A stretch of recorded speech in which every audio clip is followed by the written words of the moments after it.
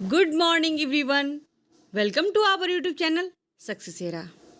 आप सभी का स्वागत है आपके यूट्यूब चैनल सक्सेस हेरा पे। क्या अपडेट है कल के लाइव सेशन को देखने के बाद और एनआईसी पोर्टल को चेक करने के बाद अगस्त के में जितने भी हमारे शिक्षक साथी काउंसलिंग में पार्टिसिपेट करने वाले हैं, सबकी दिल की धड़कनें तेज हो रही हैं कि हमारा सिलेक्शन कहाँ होगा, कैसे होगा, क्योंकि जो मेरिट लिस्ट का कंडीशन है बड़ा ही मुश्किल में डाल दिया है सबों को। कुछ अभ्यर्थी कहते हैं कि 5,000 पे अगर मेरा नाम है मेधा क्रम के अनुसार तो क्या मेरा सिलेक्शन इस काउंसलिंग में होगा। देखते क्या अपडेट है। प्रथम चरण की मेधा सूची उपलब्ध न कराने का पड़ेगा असर। 20 पंचायतों में लटकेगी दूसरे चरण की बहाली। जिले में 95 में से 20 पंचायत में दूसरे चरण की बहाली प्रभावित हो सकती है। दूसरे चरण की बहाली प्रथम चरण की मेधा सूची जिले को उपलब्ध न कराने के कारण प्रभावित हो रही है। जी हाँ दोस्तों, ये चीज़ तो बहुत बड़ी दयनीय स्थिति है हमारे सभी ब्लॉक और पंचायत की। इवन जब हम लोगों के पास बीओ का नंबर होता है, और मैंने भी कई दफ़ा कॉल किया है, आप सभी के लिए मैं नंबर उपलब्ध कराऊंगी, आप लोग भी कॉल करके बात कीजिएगा। जब कॉल करती हूँ तो ये अधिकारी काम है, सरकारी काम में टाइम लगता है, मतलब बहाना पे बहाना, जिस बहाने का कोई अंत नहीं हो, वहाँ से ये मिलता है प्रोविजनल। ये तो फाइनल मेरिट लिस्ट का कहीं नामो निशान नहीं है, और ये फाइनल मेरिट लिस्ट डाल भी नहीं सकते।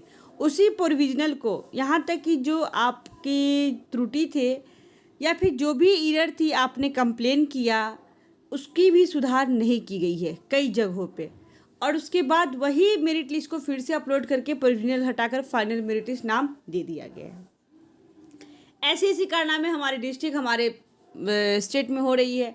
फिर भी हम शिक्षक साथी इस पे संतुष्ट है कि चलो प्रोविजनल को फाइनल ही कन्वर्ट करके कम से कम डाला। तो कई जगह की तो एनआईसी पे वो भी नहीं डाली गई है, और आज 27 तारीख हो गया, उसके बाद कुछ ही समय बचा हुआ है, 2 तारीख से काउंसलिंग शुरू है, और कई जगह पे ये परेशानी आ रही है। कुछ डिस्ट्रिक्ट की डाली गई है, कुछ की नहीं डाली गई, कुछ डिस्ट्रिक्ट के कुछ ब्लॉक की नहीं डाली गई है, जिस कारण अभ्यर्थियों को परेशानी हो रही है सीट के अकॉर्डिंग अपना पोजीशन सेट करने में। अगर 24 सीट है, अगर वो अपने कैटेगरी से 20 नंबर पे आते हैं तो वहाँ पे उनका जॉब फिक्स है। तो इस तरह से समस्या आ रही है क्योंकि उन्होंने मेरिट लिस्ट डाला ही नहीं है। देखते हैं क्या क्या अपडेट डाला गया है इसमें से। प्रथम चरण की नियोजन प्रक्रिया खत्म होने के बाद भी पंचायतों में मेधा सूची नहीं आ रही है। आशंका है कि जिन पंचायतों में मेधा सूची में गड़बड़ी के आरोप लगे हैं, मेधा सूची वहां ही अटकी हुई है। अब इस बार फर्स्ट फेज की जो बहाली थी जुलाई से, वो तो ऑलरेडी इनकम्प्लीट है ही। अगस्त वाली जुलाई का भी यही कंडीशन होने वाला है, जैसा कि हमारे पंचायत और ब्लॉक के अधिकारी कार्य कर रहे हैं। जहाँ पे जो फर्स्ट फेज में जो गड़बड़ी हुई है उसके सुधार कर उसको त्रुटिपूर्ण निकारण करके फिर से अपलोड करना था, जो कि नहीं किया जा रहा है। इन पंचायतों को अब मंगलवार की दोपहर तक हाल में मेधा सूची अपलोड कराने के लिए कहा गया है। यानी आज जहाँ जहाँ जो चयन प्रक्रिया कैंसिल हुई है काउंसलिंग, वहाँ के पंचायतों को आज एनआईसी के पोर्टल यानी दोपहर 2 बजे तक मेधा सूची अपलोड करने के लिए कहा गया है किसी भी हाल में। जिले में 95 में से 75 पंचायतों में सूची उपलब्ध करा दी है। जिला शिक्षा अधिकारी अब्दुल सलाम अंसारी ने कहा कि मेधा सूची न देने वाली नियोजन इकाई को दूसरे चरण बहाली का मौका नहीं दिया जाएगा। इससे हमारे उस नियोजन इकाई को नुकसान नहीं है, हमारे शिक्षक साथी को नुकसान है। सर, आप ऐसी कार्रवाई करें कि जिससे मेधा सूची उपलब्ध हो और अभ्यर्थी वहाँ पे पार्टिसिपेट कर सके।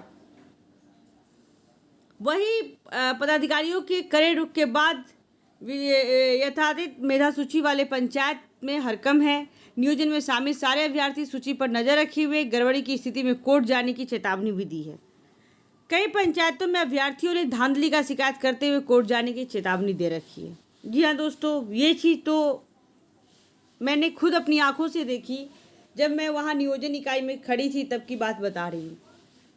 कम मेरिट वाले लाइन में लगे थे, अधिक मेरिट वाले भी लाइन में लगे थे। सूचीवार नाम पुकारा जा रहा था।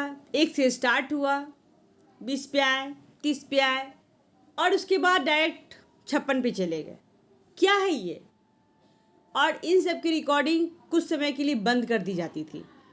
समस्तीपुर की बात करूं तो वहाँ भी सेम कंडीशन, पहले यूआरएफ का सीट नहीं, पहले यूआर का सीट नहीं भरा गया, ना ही ईडब्ल्यूएस का सीट भरा गया, जबकि उस कैटेगरी के लोग वहाँ पे थे।